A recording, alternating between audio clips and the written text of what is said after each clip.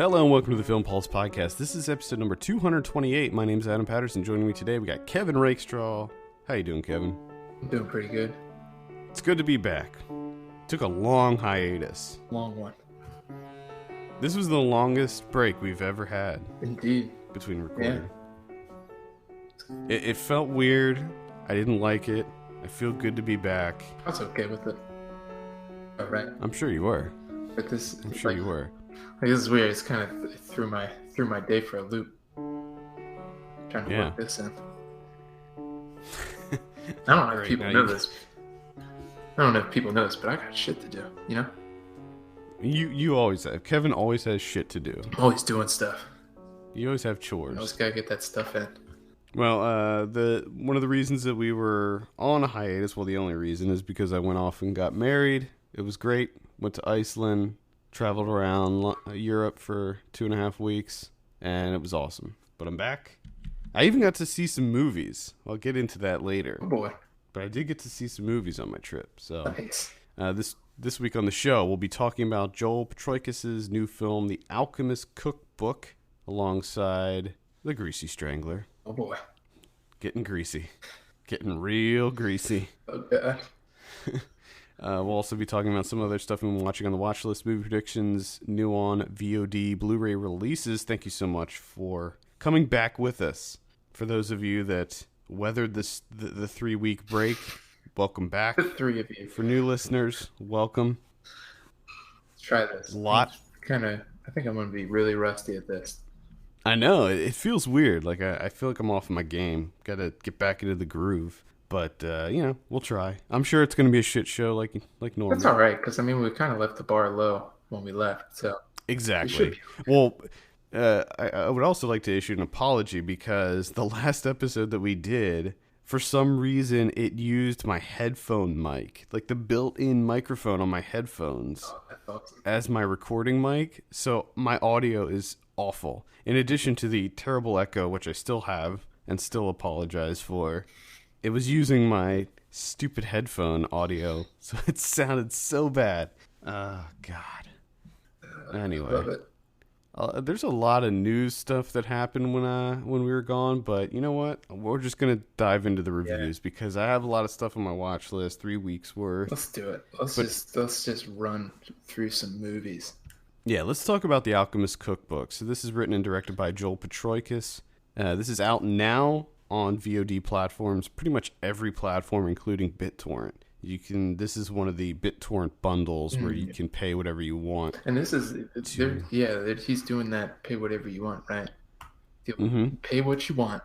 And you can watch it on Amazon too. It's only $2.99 to rent on Amazon. Whoa, so you actually have to pay a set amount on there? On Amazon. Amazon, bunch of dicks.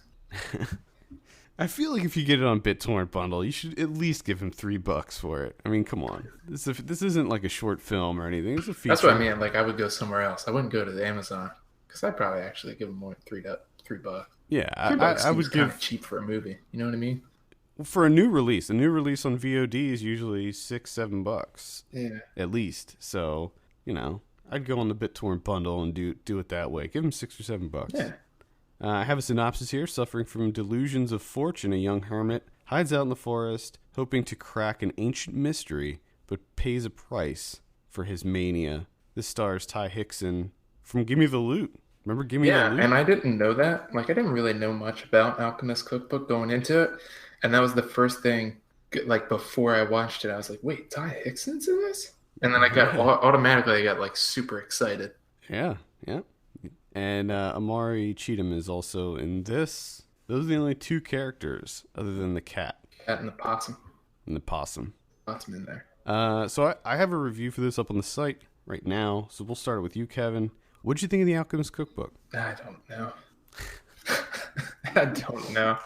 I'm just kind of confused with Joel here with his movie. It just seems like he's obsessed with long takes of people eating stuff. I mentioned that in my review. Yeah, and it's just like every movie has it. Every one of his movies has it. It's just like, okay, let's spend like 8 minutes here while this person just eats, like spaghetti or Doritos or. He takes it to another level in this because he does it He does it. multiple times. Yeah, he does it multiple times, and I'm just like, I don't. I'm sorry, but I'm not.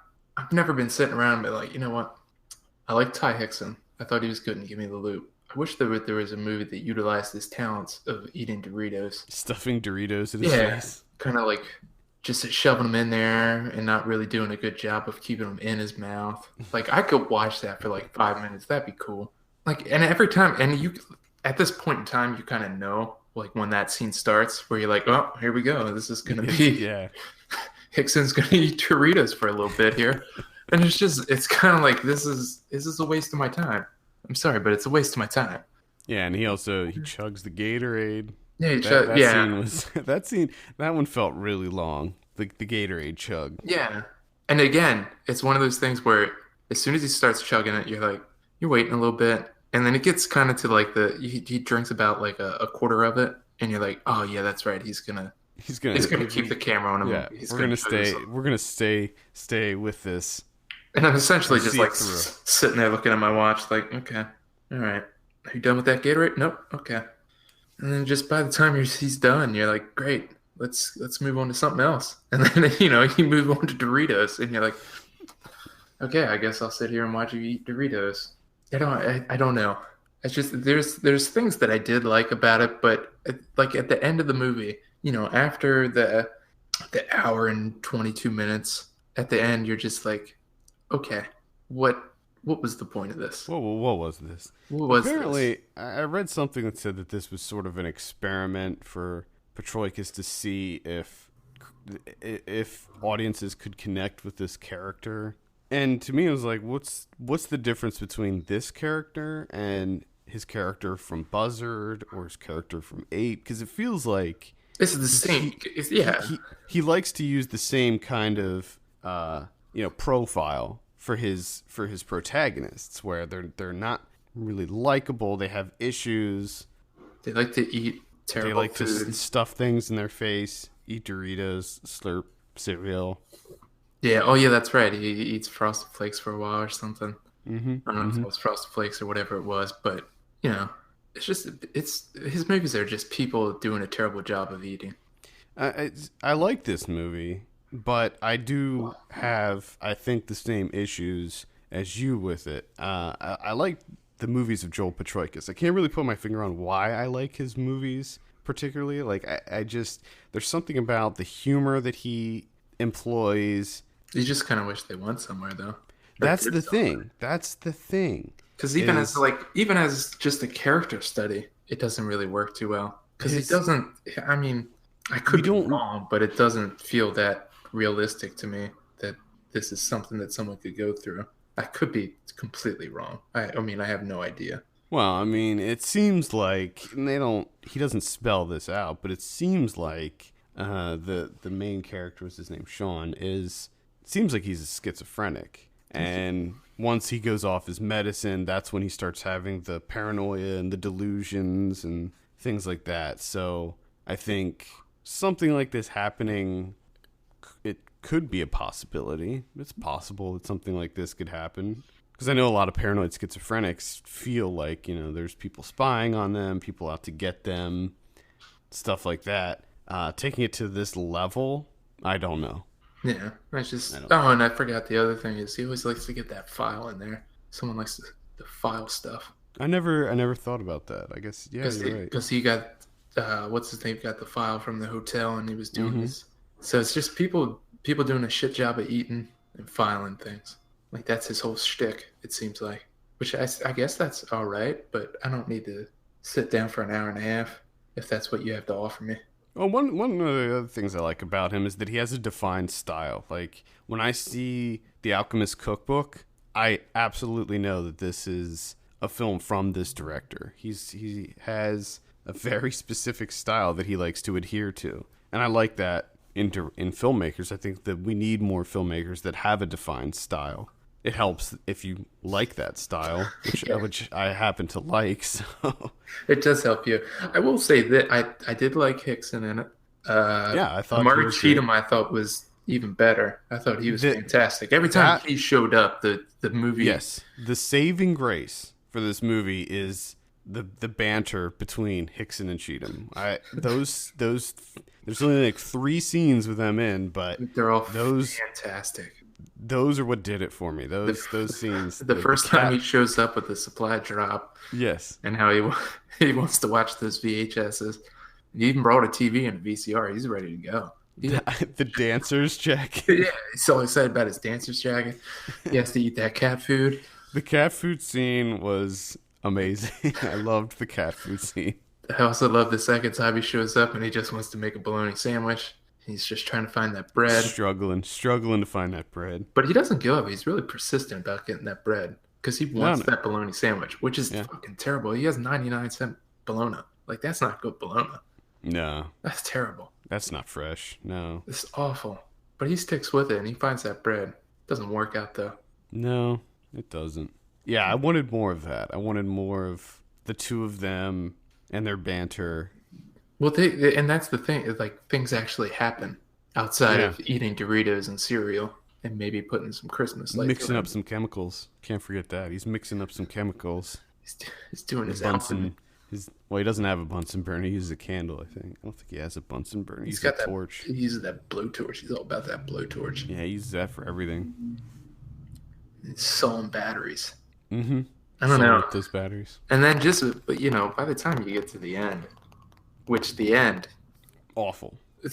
I thought the end was bad. It was a non-ending. Well, it just made it even worse. Because the whole up until that point, you're kind of just like, where are we going with this? What is the point of this?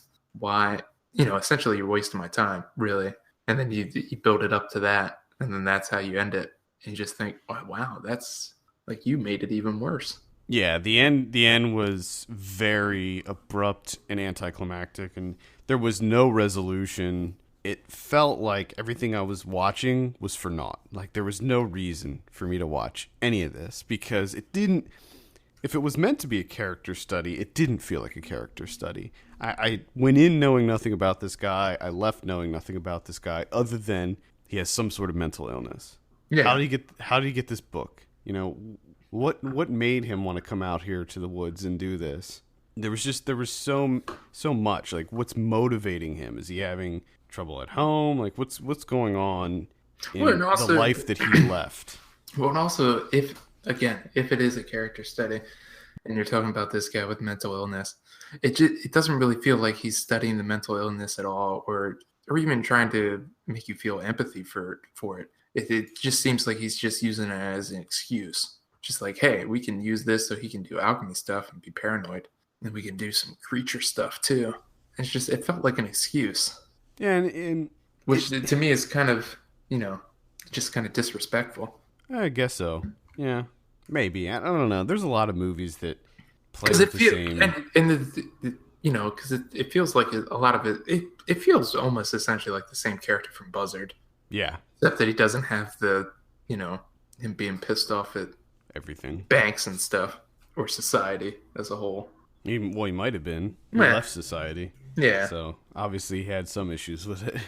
Yeah, But he was he still loved certain parts of society because he wanted to have that mansion with the Doritos, little Debbie's, the Capri Suns. So many fucking Capri Suns.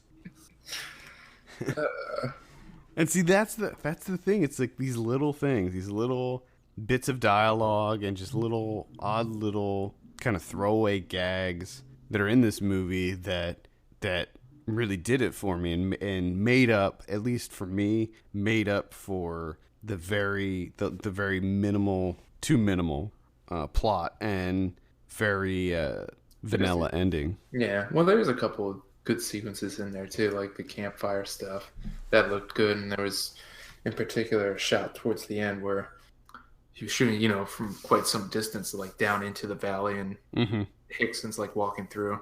I thought that would look fantastic, but yeah, outside of that, it's just the visuals are kind of drab. There's not much going on. I felt like I had to watch someone fucking eat Doritos for entirely too long. And it's not gonna. Unfortunately, it's just not gonna top the scene in Buzzard with the treadmill and the bugles. Well, I mean, that's Like Just nothing can top that. I don't get it. Like it seems like he went in to filmmaking just to dick around with food. With snacks. It's just like let's do stuff with snacks. It's like that's okay. That's kind of cool, I guess. But after seeing it a couple times, you're like, do you have anything else to offer besides like dicking around with snacks? All I know is he better be careful because he's gonna start kind of pigeonholing himself into this I think he already snack did. food thing. I think he already did. I'm sorry, but If for he me at doesn't, least, at some point, if he decides that he doesn't want to include those things, there's going to be backlash from his he's fans. gonna be like, "What the hell?" I just like, There's no snacking in this movie. and what I think now is L for Leisure when they're like, "Hey, you want to fuck with some jeans?" Like that's what I think. Like if someone's like, "Hey, you want to watch movie?" I'm just like, "Oh, you want to fuck around with some snack food?" And I gotta say, like, I'm at that point now where I'm like, "Nah, I don't really feel the need to fuck around with some snack food. I'd rather do something else." I'm still on board with his movies. I think that his movies are certainly an acquired taste, and they're absolutely not for everyone. I think most general moviegoers that check out one of his movies will not be into it, but it still works for me. I'm still interested to see whatever he comes up with next. I'd like to see him do just a straight up horror movie or a straight up comedy. He's gonna fuck around with some cheese doodles next or something. That's what's gonna happen. I did also this is just a nitpick, but I did not like the kind of makeup effects that they did there towards the end with Sean. Yeah, I just didn't think they looked good. No. Just not that into it. Although the possum thing, I couldn't tell if that was a real. I mean, I think it was a real possum at some points, but I couldn't tell if that was a puppet. I think it was a puppet, right? No, I think it was just a real possum. Was it? Because the way it moved, I don't know. I couldn't tell. Yeah, I mean, it did move kind of like a puppet, but at the same time, I've never like hung out with a possum and studied its movements to be like, damn, that's a legit possum. Yeah, because at one point I was really studying this possum to see if it was a real possum or if it was a fake possum. And it looked like, I swear, it looked like it was breathing. And I mean, maybe it was just a really good puppet, but I don't know. Because you got to think like the other effects that you see. Right, there's a golf. Yeah. There's a golf there, but at the same time, maybe they spent all the money on the possum. That's where most of the budget went. I mean, I know that they used a real possum, at least at the beginning when he first caught it. That had to be real. Just the way it moved. There's just no way that wasn't a real possum. And I mean, the possum's in the credits too, so we know it was a real possum at one point. But I'm referring to the scene where he has it back in the trailer and he feeds it the. Because you don't need a puppet for that scene. No, you don't. But just the way it moved, it didn't look like it moved naturally. Yeah, because it's like it looked like it was sick or something. Because they're disgusting. They're disgusting, vile creatures. They're fucking creepy as shit. They're not real. There's something wrong with them. I don't like possums. I don't really have an opinion on them, honestly. I mean, well, they're not very visually pleasant. You gotta pick a side because they're fucking creepy. Okay, well, I guess if I had to pick a side, I'd be anti-possum. Good. I'm glad. I didn't want to lose you as a friend. All right, let's give this thing a score. I'm going to give Alchemist Cookbook a 6 out of 10. I'm going to give it a 5. And I also really wanted Doritos by the end of it. So did I. I wanted Doritos so bad. Maybe that was the other part of the other experiment of this movie is to see it's a commercial for Doritos. And if you can evoke the need for Doritos by showing a man shoving them into his face nonstop. It worked. Good work. Yep. All right, that's the Alchemist Cookbook. That is out now on VOD platforms pretty much everywhere. So, but again, I would recommend the BitTorrent bundle because not only can you pay what you want, but they usually include bonus features. Yeah. So, I would check it out on there. Let's talk about The Greasy Strangler. This is directed by Jim Hosking. I have a synopsis here. Ronnie runs a disco walking tour with his son Braden. I love that his name is Braden. I don't know why. Every time they said his name, I laughed. When a sexy woman takes the tour, it begins a competition between father and son for her love. It also signals the arrival of an oily strangler who stalks the streets at night. This stars Michael St. Michaels, Sky Elabar, and Elizabeth Durazo. Oh, Greasy Strangler. I have a couple questions for you, Kevin. Was this the grossest movie you've ever seen? No, I don't think so. Okay, because I know you don't typically watch movies like this. It was it was gross. This is definitely a departure for you. Yeah. The old Greasy Strangler. The first point I would make is that I hate greasy things. Like, I have an aversion to greasy things. I hate greasy food. Like, when I eat bacon, I'm not a big bacon eater because of the grease. If I ever eat bacon, it has to be very crispy bacon. Wow. Almost burnt. Okay. So I don't like greasy things as it is. That being said, there's a lot of greasy stuff in this movie, and every time they would show it, I would just like, I would want to gag in my mouth. Because at first they kind of keep it tame. They do at first, except, although I will say, like, I know that's just me and my aversion to grease, but that scene with the sausages towards the beginning, I was just like, oh. That was a little gross, but as time wore on a little bit, I think it was okay up until he dunked the dog, fully dunked it in the grease, the uncooked grease, where it's essentially like lard. Yeah. I think up until that point, I was like, man, there's not that much grease. Like, as much as they talk about grease, there's not that much grease in here. It gets more greasy. Yeah, and then the grease is everywhere. Because then Yeah. there's grease on grapefruit, there's grease on people, there's grease. The grapefruit grease. Oh.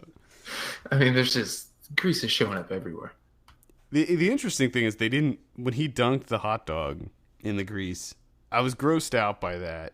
But I was like, if he eats that, I'm gonna vomit. And that's the thing. But he doesn't. They show him eating it later, but it doesn't have grease. See, and this is the thing that kind of gets me, because I thought the same thing too. I was like, you better not show him fucking eating that. I know. But at the same time, in my head, I'm thinking, well, you better be fully fucking committed. You're called a Greasy Strangler. You better eat that fucking hot dog, and I want to see it. At the same time, I don't want to see it, but I do want to see it, and he doesn't. And then I think, you chicken shit. Like, if you're going to call yourself the Greasy Strangler movie, and your movie's going to be all based on grease, and he's covered in grease, and he likes grease on everything, you show me eating that stuff. I want you to be fully committed to your idea here. I don't think he eats the grapefruit either when they. No, he just when he spreads it and massages it. He does eat the bread when Braden puts the grease on the toast. Yeah, but you don't know if that's actually grease. Of course. I doubt that they used... I think a lot of it that they showed was not real grease. At least I hope so. Anyway, to me, this movie felt like... I'm sure that everybody's probably drawing these comparisons, but I think they're pretty apt comparisons, and that's with Tim and Eric, first of all. It's a knockoff. It's a poor man's Tim and Eric. Yeah, this had an extreme Tim and Eric vibe to it.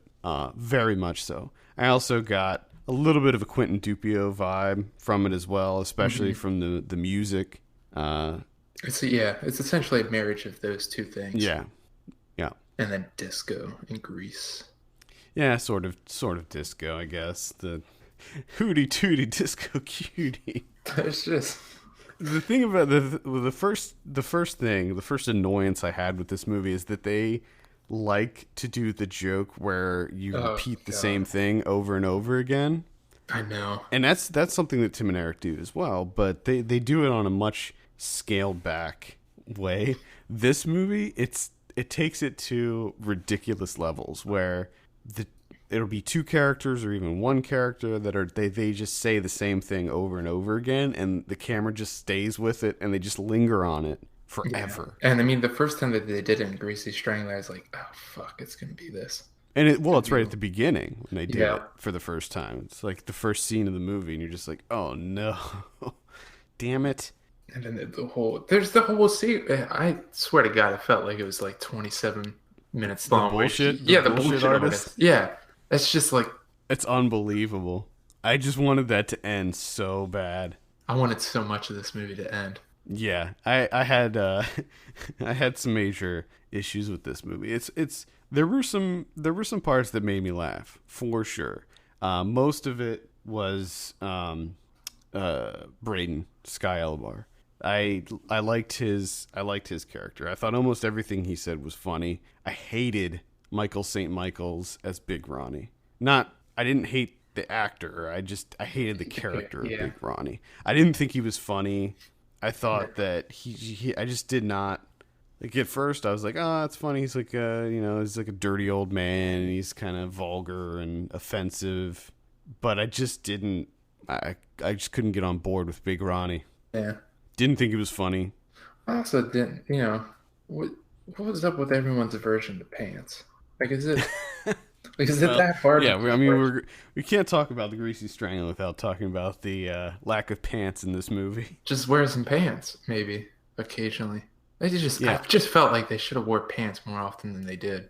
Yeah, there's really three characters. The three characters that I mentioned, those are really the three main characters of the movie, I would say. And for most of the movie, none of them have pants on. Mm-mm. They're either fully naked or have very tight underwear on. Hmm.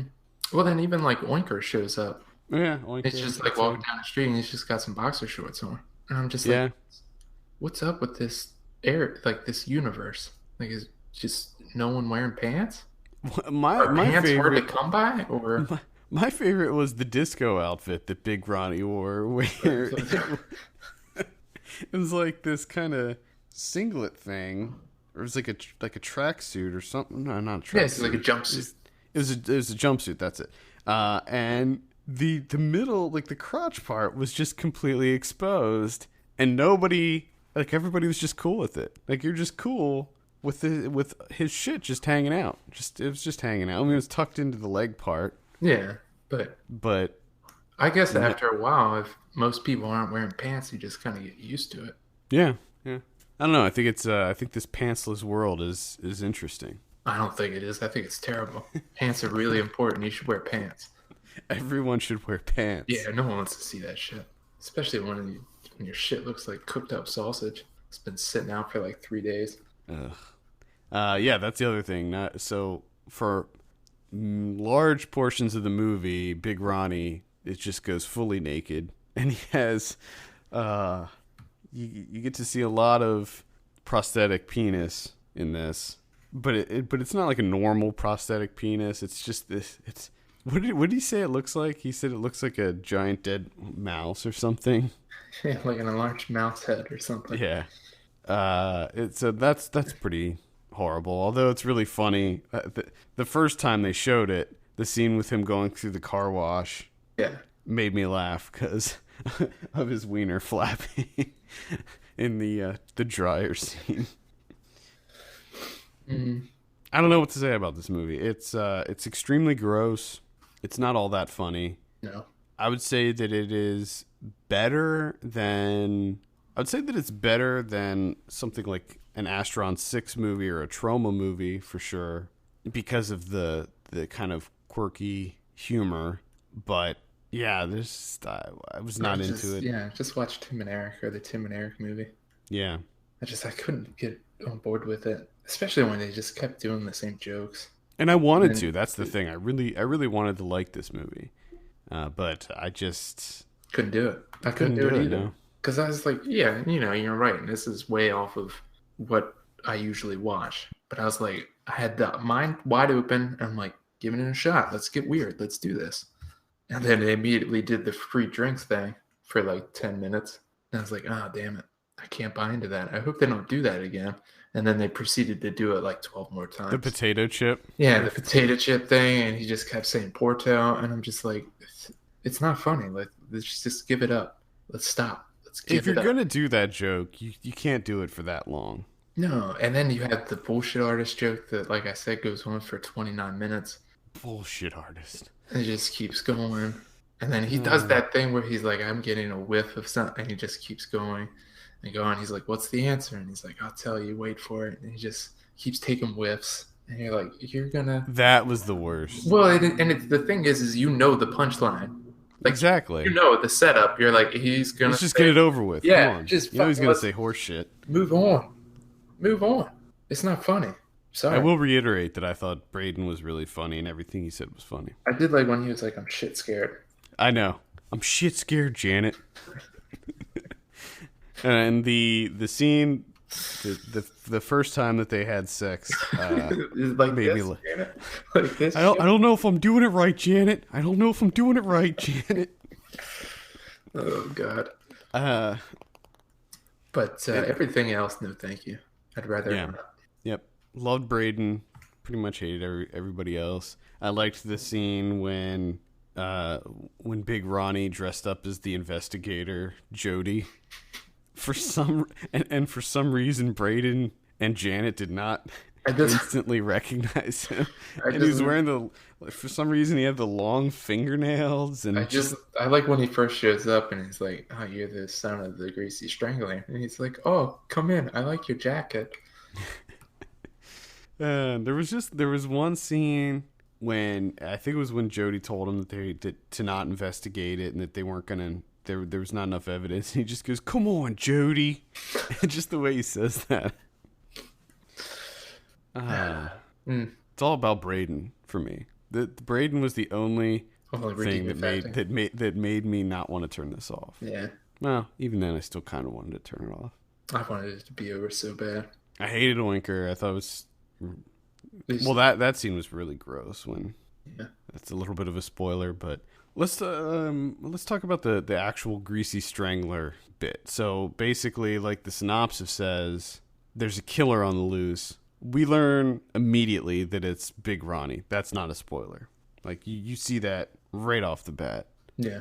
And at first, like I thought that it was going to be sort of a mystery when Braden decides to track down the Greasy Strangler and figure out who it is after somebody else gets killed. I just love at first that like no one cares. Like no one's talking about the Greasy Strangler except the Greasy Strangler when he's not the Greasy Strangler.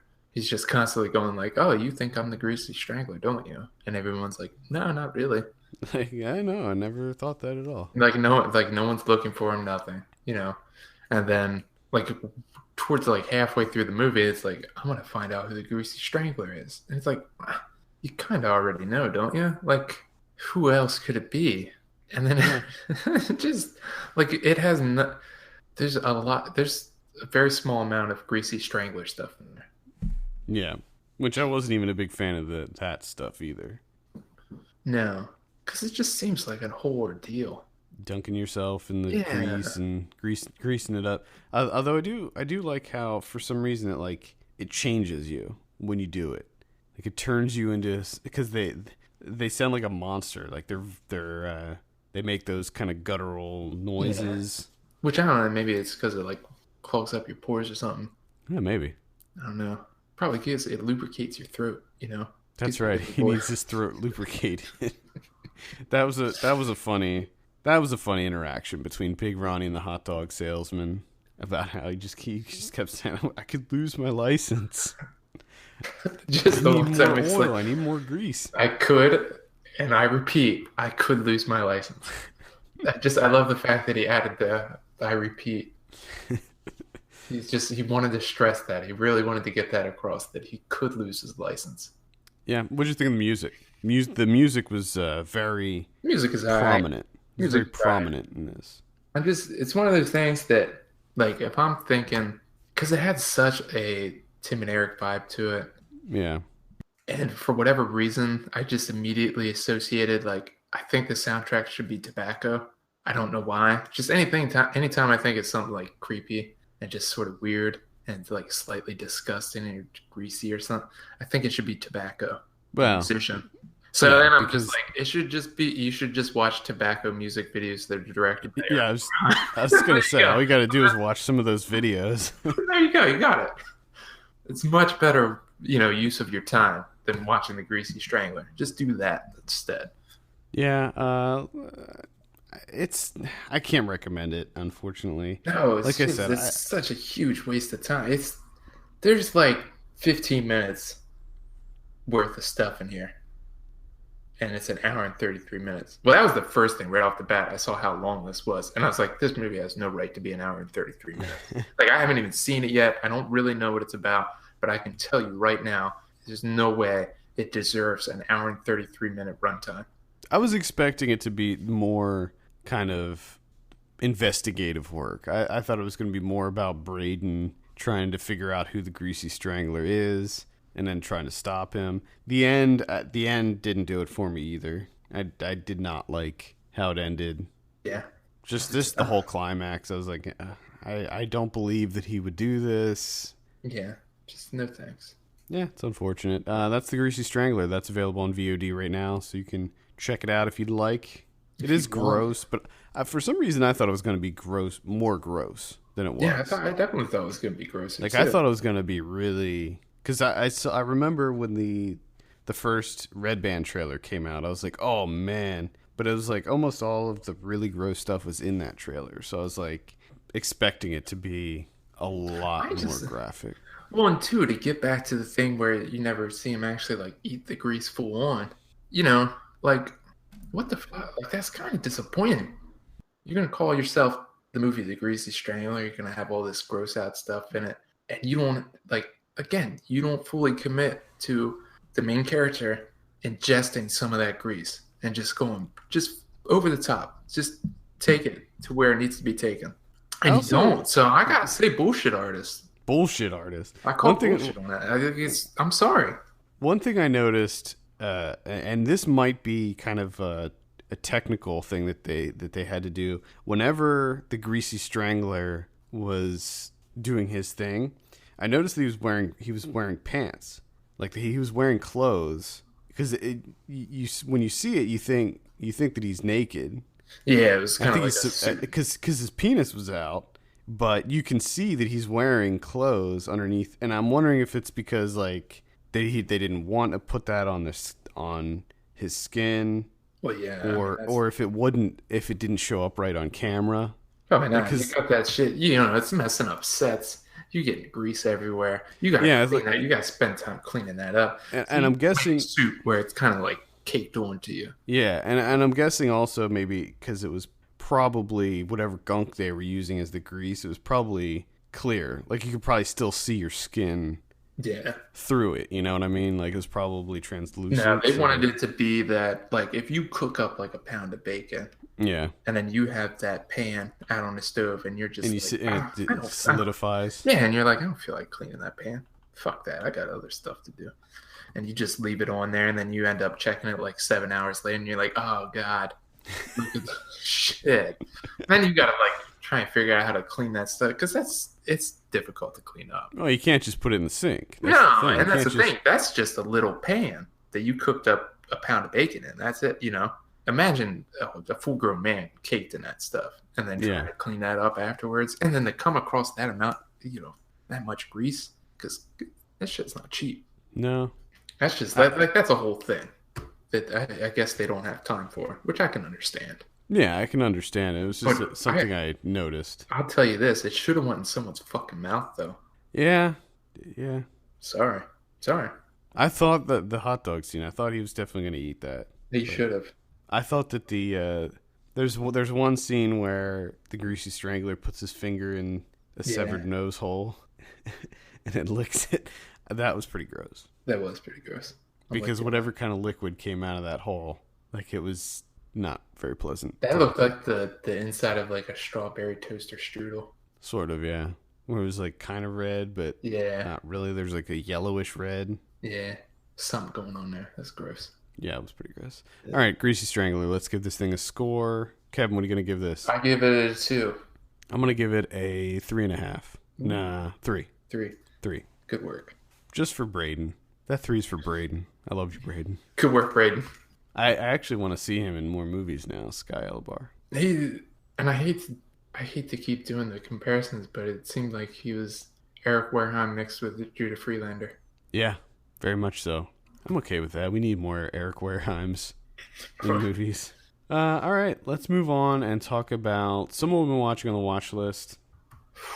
Now I'm thinking what I'm going to do is just kind of do, I'm not going to list everything I've watched over the last 3 weeks, but just some highlights maybe. Get it. I'll start it off with Operation Avalanche.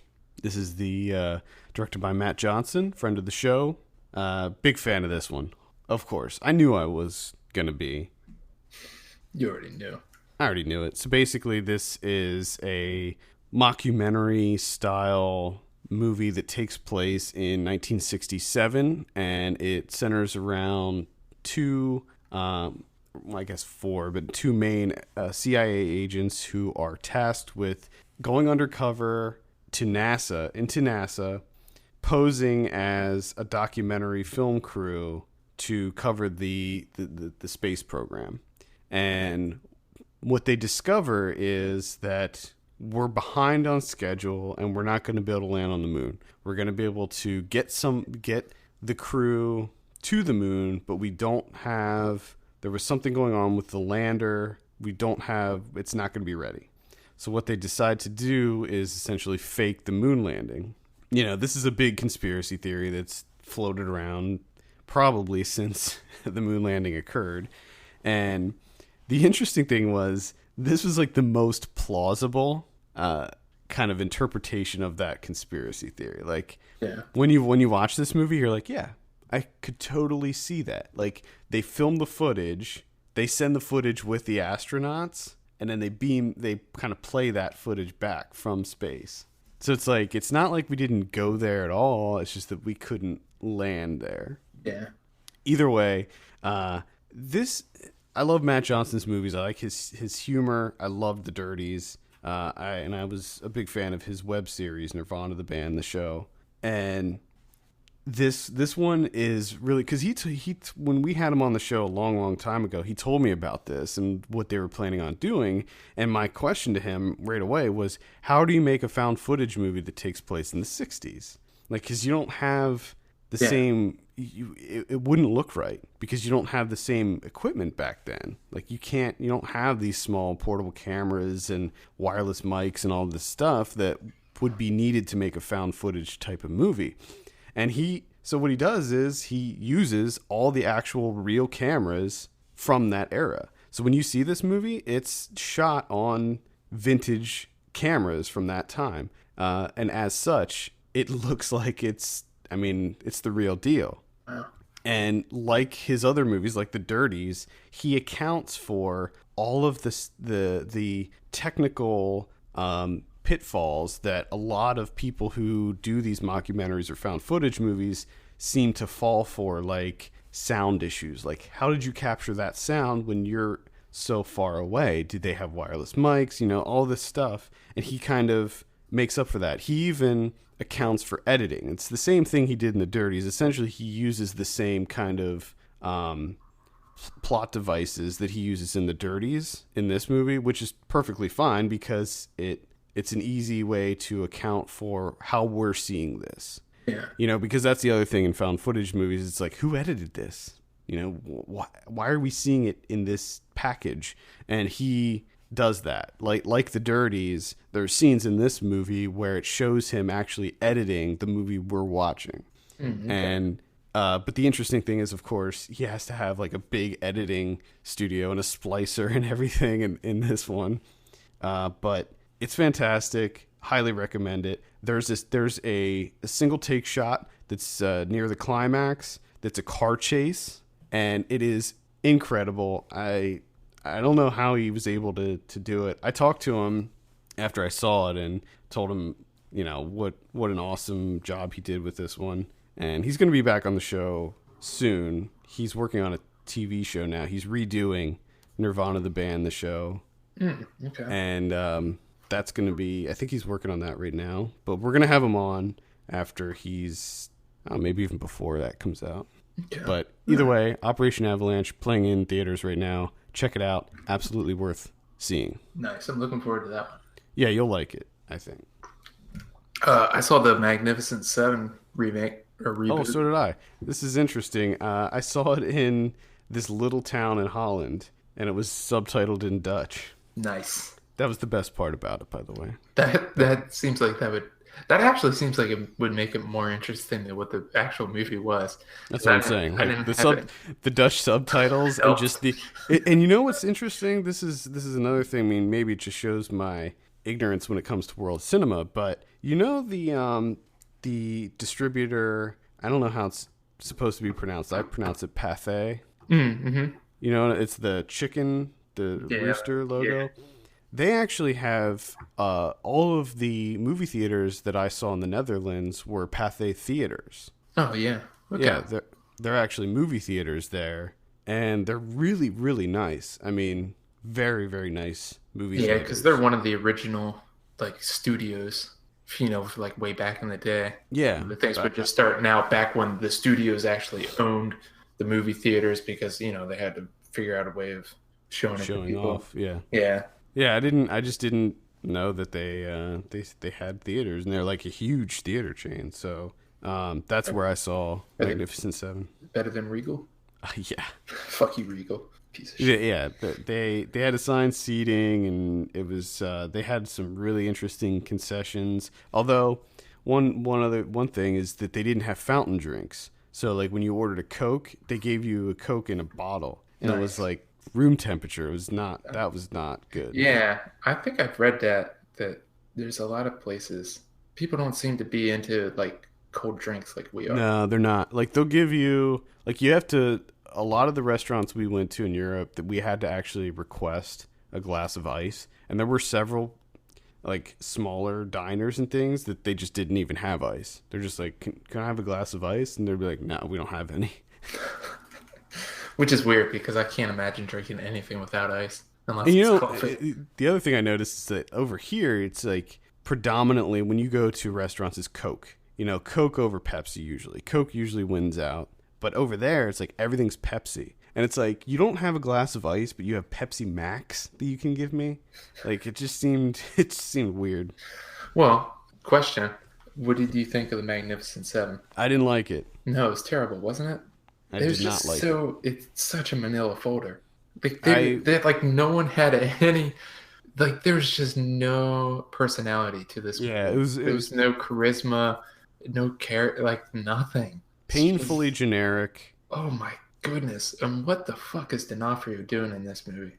He had that weird voice. I That don't. like, "Arr, arr, hey He's guys." he's that like he's doing like a bear man thing, but at the same time he's like a terrified child, or almost like a bit because he's like half whimpering It, when it's he's it, talking. it's weird. Like when you see it, you might think, "Oh, well, maybe that was based on a character in the original Magnificent Seven." But I watched the original Magnificent Seven before I left on my trip, Well, the and other there is no character like that in the well, original. the other thing is at first when he first shows up, I kind of chalked it up to his head wound, and I was like, okay, maybe he's just like in shock and he's kind of tired from chasing these guys the whole way. Yeah, So he's not going to talk like that the rest of the movie. That would be weird. But then it gets worse. Like it's hmm even more pronounced like as the movie goes on. And I'm just wondering, what is he supposed is he a human? Is he supposed to be an adult man? It's just that was the most intriguing part of this movie, and not in a good way, but it was just I couldn't move past that. But then, yeah, everything else was just like bang bang bang bang and then people falling yeah. It and just wasn't. and It it's wasn't that interesting. and it's just also weird that I can watch like 200 people get shot in the face or get shot with arrows or shotgun blasts, get blown up by dynamite.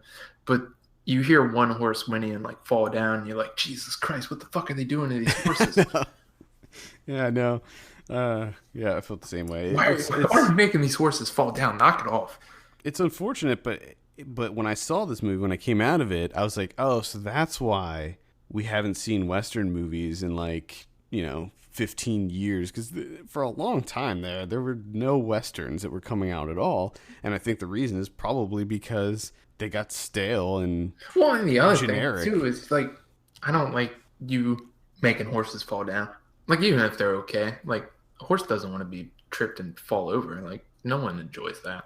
But if you're going to do it for the sake of a movie, at least make your movie fucking good, or something to it, something. Like it's just there was absolutely nothing in here. It was just so unbelievably bland. Yep, I completely agree. I was not into it at all. PG-13 too. That's the other thing that always irks me when I see movies like this that have body counts of like 100, 150 people, and this is a PG-13 movie. Yeah. It's like, oh, well, we take out the blood, so it's okay. Bring your kids. Yeah, but it's still, I'll never understand that either. Because it makes it more bizarre to me. It's just like, oh, these people having terrible things happen to them, and there's no blood. Like, there's no repercussions for it. They just fall. In my mind, like, kids should have to see blood. They should see that there's like repercussions to what exactly. That's out of you. That's the sentiment of a lot of people have, including myself, when it comes to violence in movies. You got kids running around and just be like, yo, I can just stab you with this, and nothing happens. Yeah. I would say if you want to see a new Western, just watch Westwood on HBO. Just check that out. The Jonathan Nolan series. I'm looking forward to that one. Maybe. We'll see. The first 2 episodes are out. I saw the first one. People were like seemingly losing their minds over it. I thought it was good, but I didn't think it was amazing. That's all people do nowadays with television. It's got a lot of potential. I'll give it that. It seems like everyone loses their shit for TV shows, and then when I finally like I got around to Mr. Robot, and I'm just kind of like, this is... Well, the hype is real for Mr. Robot, Kevin. I was like, yeah, because this show's kind of shitty. This is... You have to stick with that show. I swear to God, if Christian Slater turns out to be like a figment of his imagination, I'm going to be pissed. You just gotta fucking pissed. You gotta stick with it, because if, like I told you on Facebook, if for no other reason the cinematography in that that's right now, because it gets better and better and better. The second season even better than the first as far as visuals. Because even like the first episode, I was like, I don't like this show. But the way the ending was shot, where he's kind of, he gets the job offer, and the way that everything was, framed, it's just like, yeah, okay, I'll watch another one. You got it. While we're talking about TV, I'll just give a quick shout out to 2 shows. One is Atlanta on FX, the Donald Glover show. I'm so excited for that show. It is amazing. I cannot recommend it highly enough. Watch Atlanta. It is so good. Maybe one of the best shows on TV right now. And 2 is one that everybody's watching. I'm not going to get into it, but Luke Cage, the new Marvel show on Netflix. I think it's interesting how Daredevil's like a courtroom drama, and Jessica Jones is a detective noir story, and Luke Cage is blaxploitation, and it is done in such a respectful and excellent way. So many references. First of all, every episode is named after... Yeah, that's the thing that sold me. Yeah.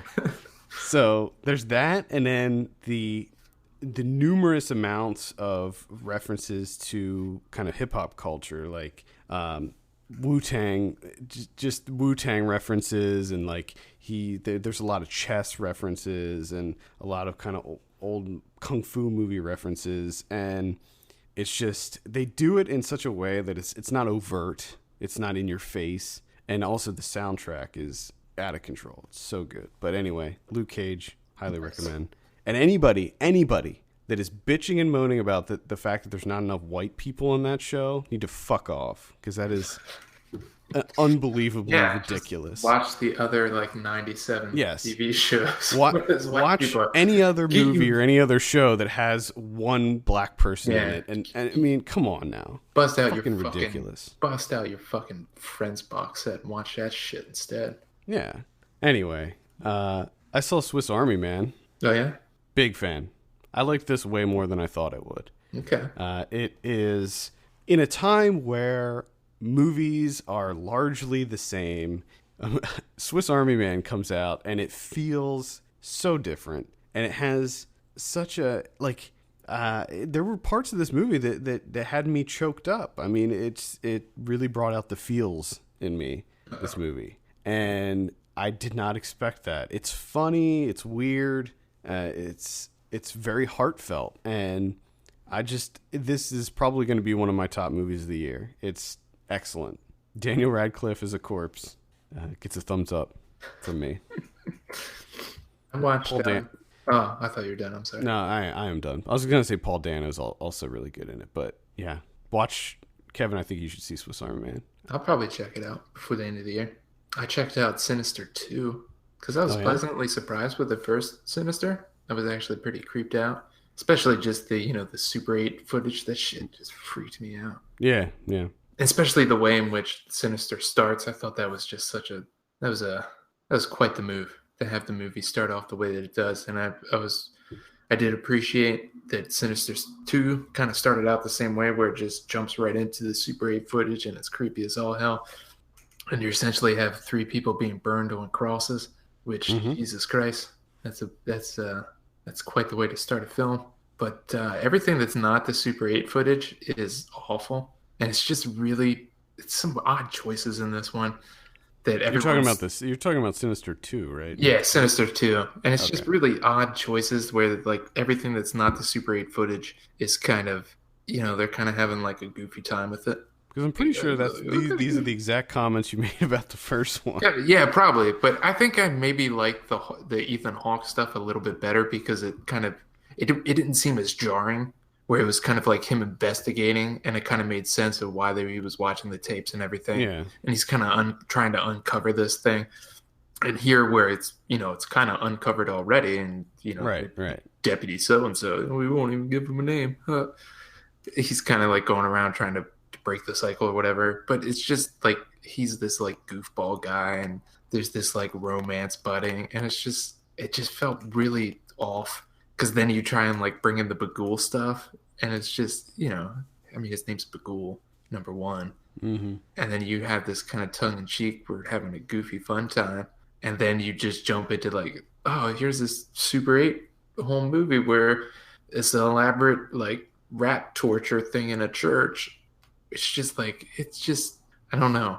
To me, it's just too much of a disconnect because the home movies were so elaborate this time around, where it didn't creep me out as much because I'm like, okay, how in God's name did we get a family strung up upside down hanging over a body of water where there's crocodiles? Like, I mean, this is kind of silly. Yeah. It almost sounds like it's heading into Saw territory. Yeah, but point. The one thing that I did find interesting, because the first Sinister, I was quite surprised when they used the Boards of Canada song and the way in which it worked, because I always did have that song always kind of creeped me out just a little bit because of the voice, counting numbers and stuff just creeped me out. They used it again, which again it's fantastic when put to use, but also to strip the voice from that song out of the song and to use it as a ham radio recording as a part of the folklore from like, when he listens to the tape from Scandinavia in like 1994 or whatever. I don't know if I've ever seen that before, where you actually like take something out of a song. Yeah, it's interesting. Use it in the movie. That was something. I thought that was kind of, because then that kind of like makes that song even creepier now. Mm-hmm. But that was the only interesting thing, really. I just don't understand. Like, I don't know why Bagul needs the kids to do. If Bagul can just show up and take people, why does he needs these kids to do all this work? And these kids can't do all the work, so he's helping them. So just kill the whole family. Like, what do you need the kids for? I want to see the setup. I want to see the setup where Bagul's helping the children. Because there's no way these kids are stringing these adults up. Yeah. And where do kids have time to build these crosses? I mean, those crosses had to take how many days to build? First, you got to find the wood. You got to put them together. You got to lift them up and set them in because you got to at least dig like 6 feet down in to get that solid. Or cement them. Yeah, you got to do something. Because it's got to hold up a person. Yeah. It's just I don't understand.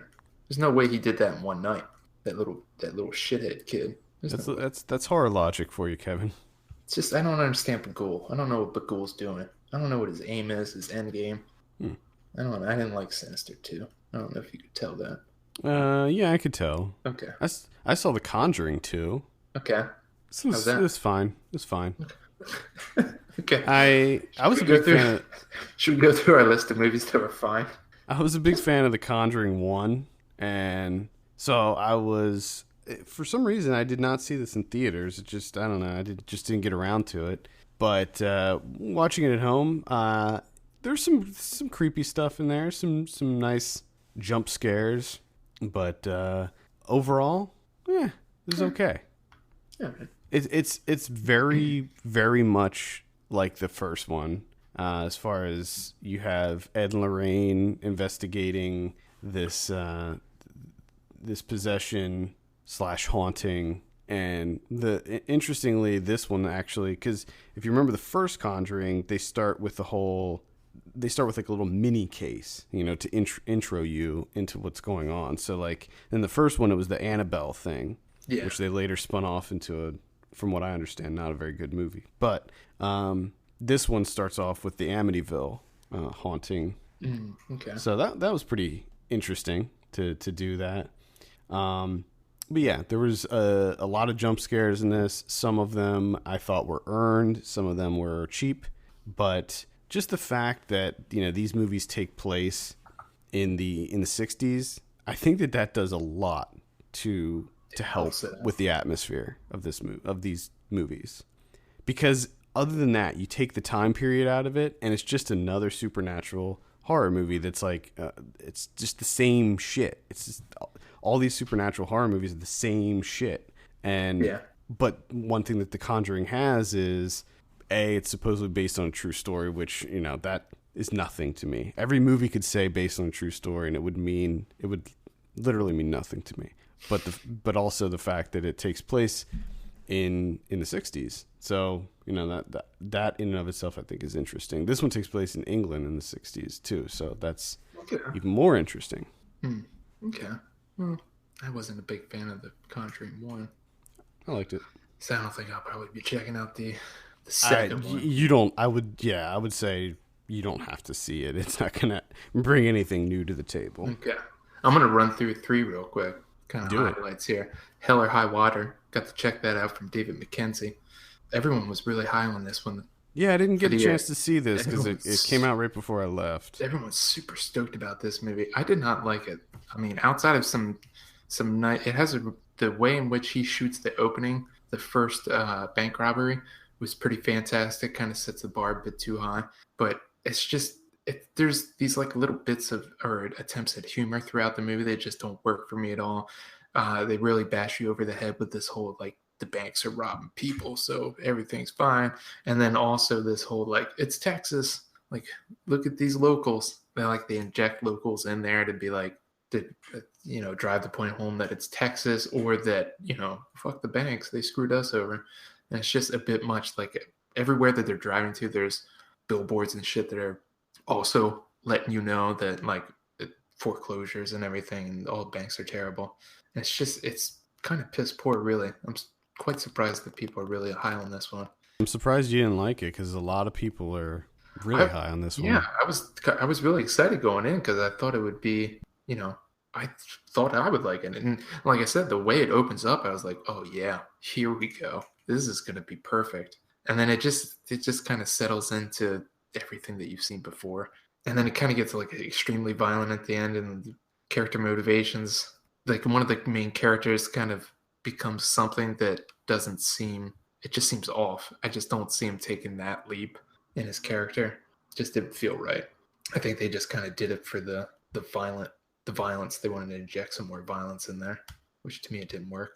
It's unfortunate. But another one from this year that is good is The Fits. I was not disappointed with The Fits from Anna Rose Holmer. This one is quite good. Yeah, I'm gonna watch this before the end of the year for sure. I just haven't gotten around to it yet. Performances are great. Royalty Hightower, who plays the main girl, Tony, who's she's kind of a boxer, and then she kind of gets intrigued by the dance group and ends up joining the dance group, and then they have this mysterious fits, like feigning spells and seizure type deal thing going on. She's fantastic in this movie, and her performance is almost like a silent film performance, and she's quite good.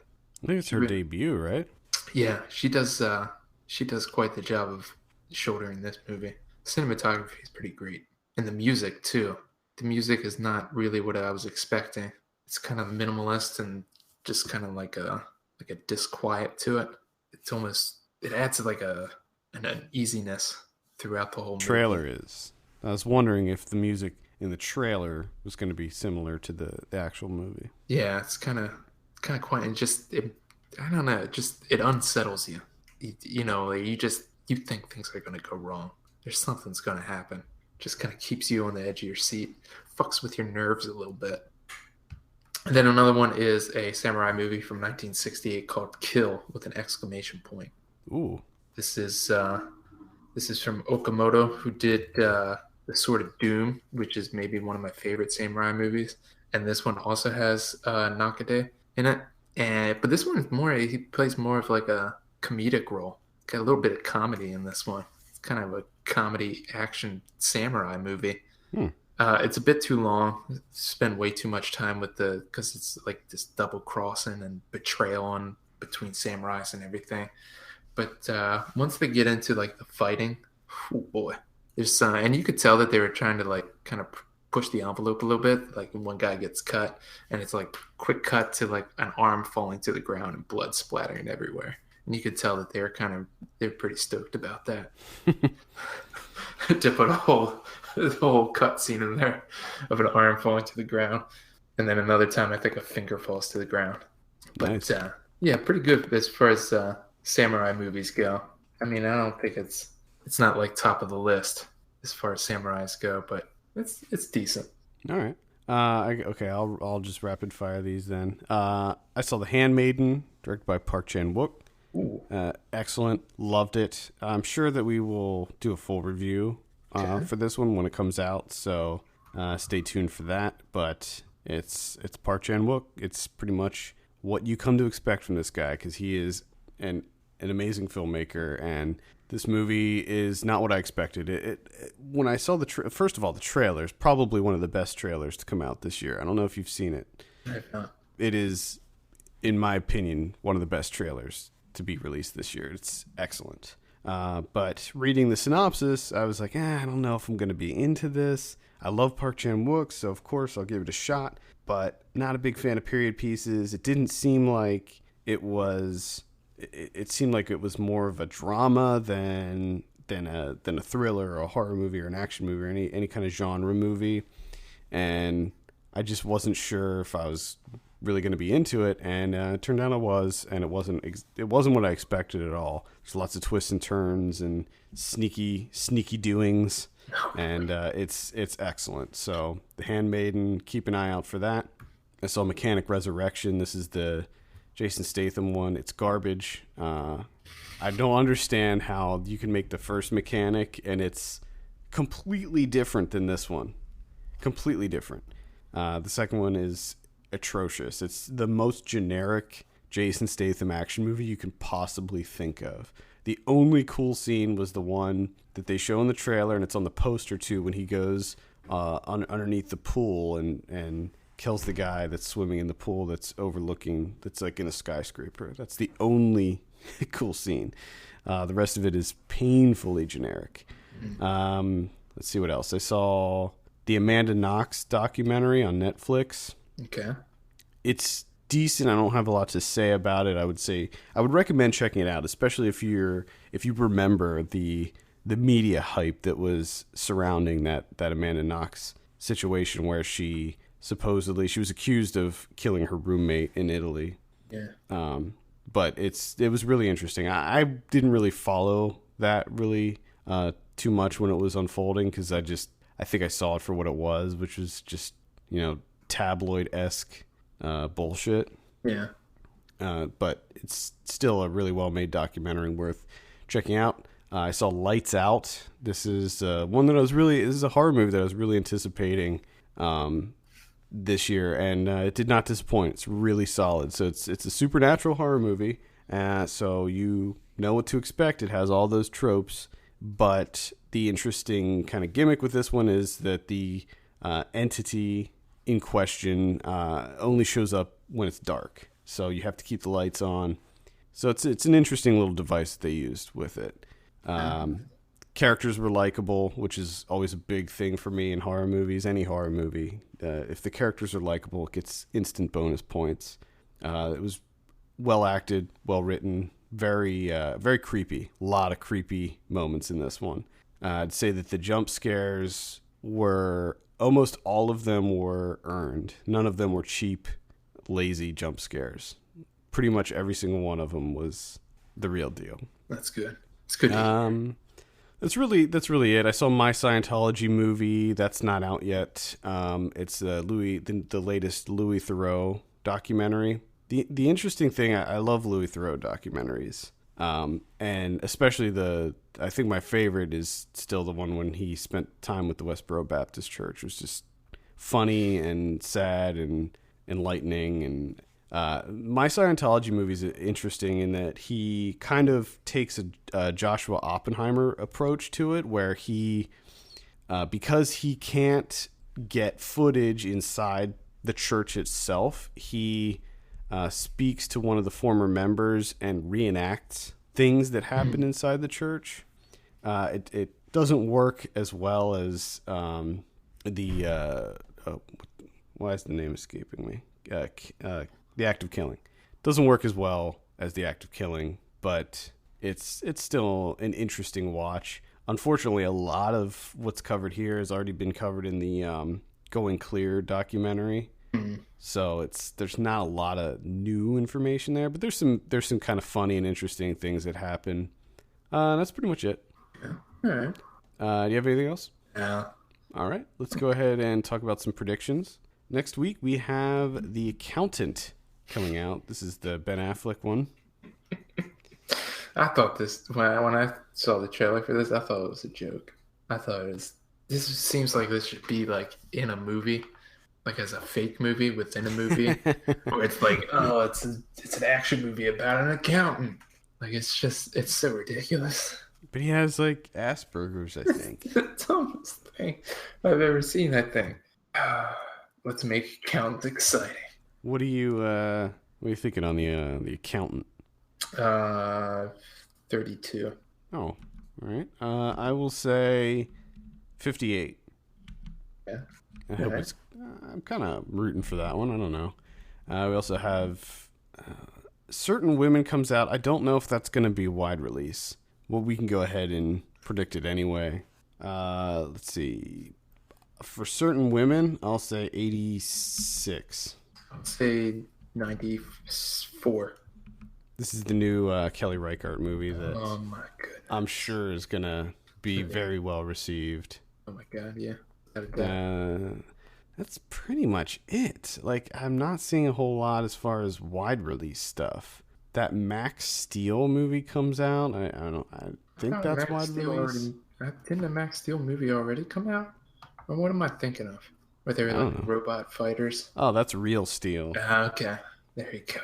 Max Steel is based on I think there's an action figure line that's Well, just like this October, Unleash Your Power. Yeah, I saw a trailer for it, and I was like, no. Steel power.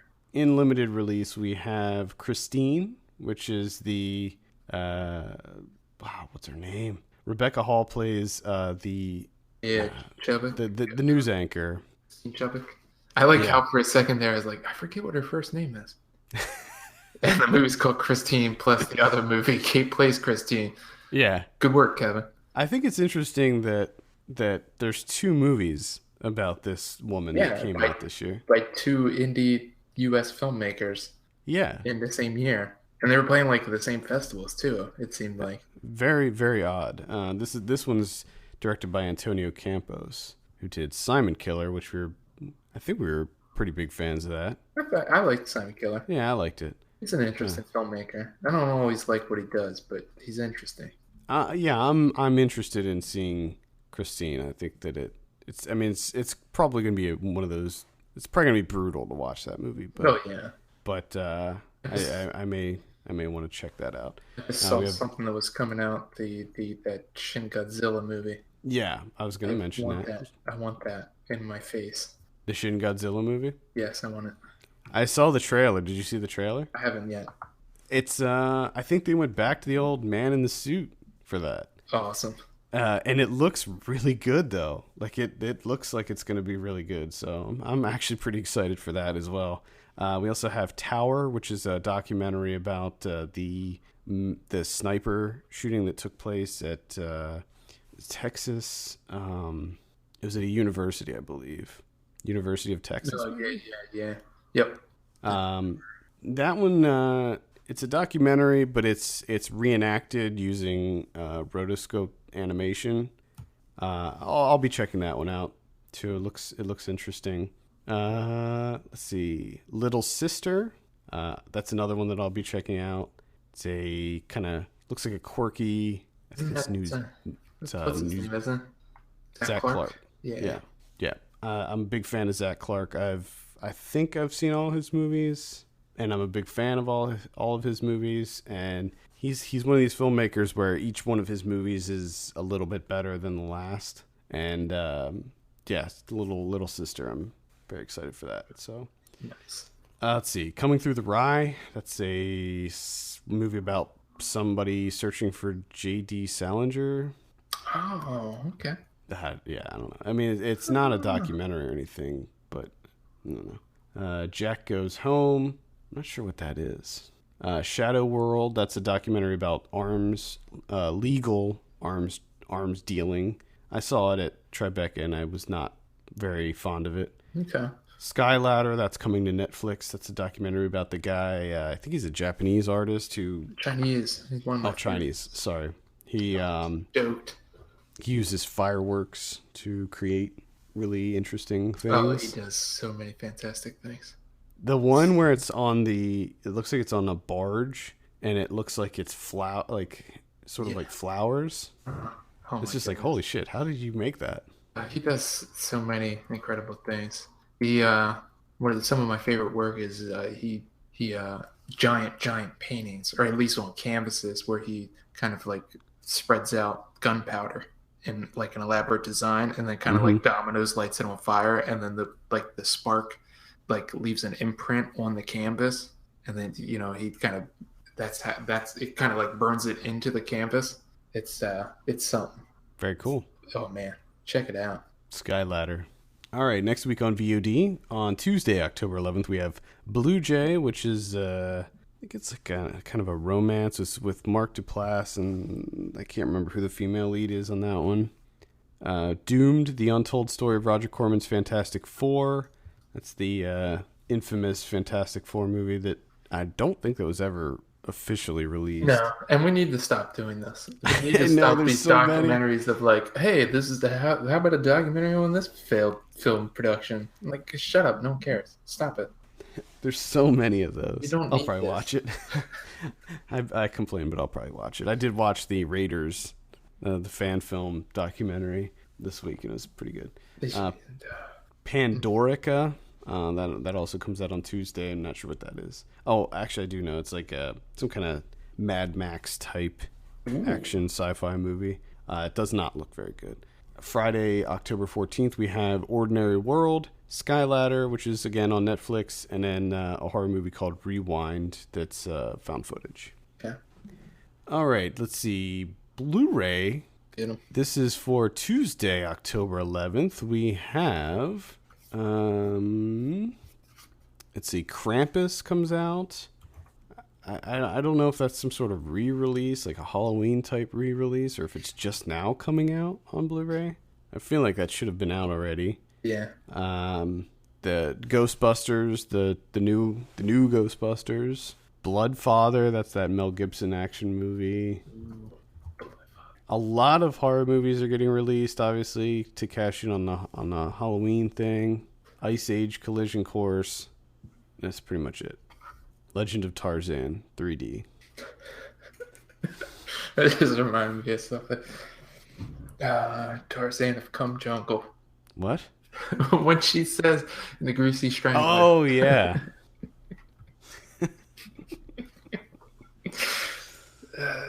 That almost makes me want to bump that up another half star. The Infiltrator's also coming out, the Bryan Cranston one. What do we have on the old Criterion front next week? We got two. Number one, we got an Altman movie, 1971, and that's McCabe and Mrs. Miller. Oh, boy. Watch out. That's actually supposed to be really, really good. I think it's about time I watch that. I do enjoy me some Altman. And then there's a movie called Boyhood from Richard Linklater. from 2014 that was a huge disappointment. But everyone seemed to be I was not disappointed. Really into that one. And for some reason, it's coming out on a Criterion Blu-ray. Criterion releases all of Linkletter stuff on it. Yeah, I'm not sure why, but that's there. You can pick I that up. I remember Slacker was like one of the early Criterion releases. Yeah.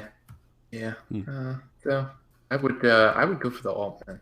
I think we did a 10 out of 10 for McCabe and Mrs. Miller. Did we? I think so. It was like really, really early on. I think maybe it was Todd that wrote it. You might be right. All right. I think that will do it for this week. Thank you so much for tuning in. You can send us your questions and topics to podcast@filmpulse.net. You can follow us on Twitter @FilmPulseNet and @FilmPulseKevin. And take a minute to take a look at our Patreon page, patreon.com/FilmPulse. Consider helping us out by becoming a subscriber. For Kevin Rakestraw, my name's Adam Patterson. We'll see you next week.